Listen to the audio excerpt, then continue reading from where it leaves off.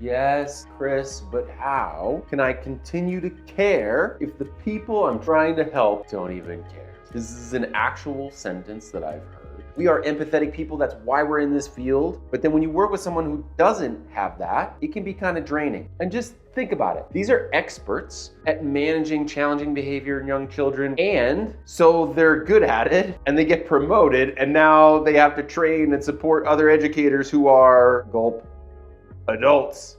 Wouldn't you know that there are lots of people who are not good at what they do, but yet they still don't want your help? Isn't that great? What a world.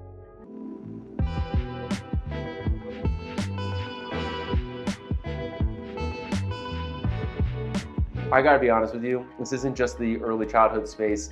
It's an experience that is every consultant in the world experiences. It's just the work that we have to do before we even get the chance to make an impact with the kids. One strategy that people use is this like fake it till you make it. I'm just gonna put on a face for these people, and then at home or with my colleagues, then I'll be able to vent and decompress. You think that it's gonna be productive, but the data says something different. Dr. Alicia Grandey is a psychology professor at Penn State, and she has studied this exact fake it till you make it thing in her book, Emotionally Charged, which you can see on the podcast. This whole thing is called surface acting. The fake it till you make it act of suppressing those real emotions and displaying feelings that you don't have leads to incredible exhaustion. Instead, what Alicia Grandey and her co-author Dina Denham Smith recommend is what's called deep acting. So there's surface acting, now there's deep acting. Deep acting, where you actually work on your internal emotional state, like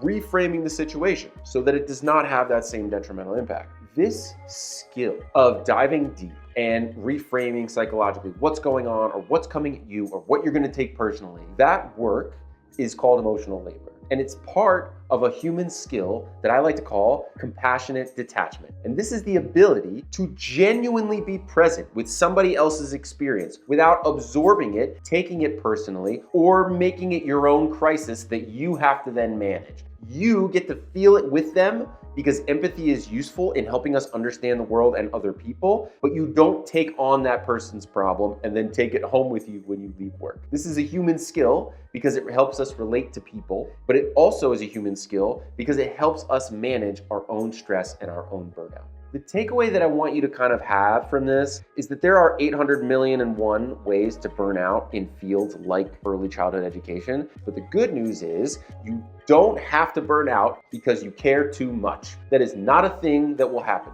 Compassionate detachment isn't about ignoring somebody else's burden. It's about learning to also put it down at the end of the day as something that's not yours to carry. So the next time you feel yourself starting to drift toward the extreme of putting on a face for somebody or to the extreme of absorbing everything 100%, just take 60 seconds to consciously decide what you are responsible for and what you are not responsible for today, and what position you can be in that will help you be productive in the goals that you're trying to achieve and the help that you're trying to give. So every time you choose to set that down, you are practicing the skill of compassionate detachment. And like all skills, I promise it gets easier with practice.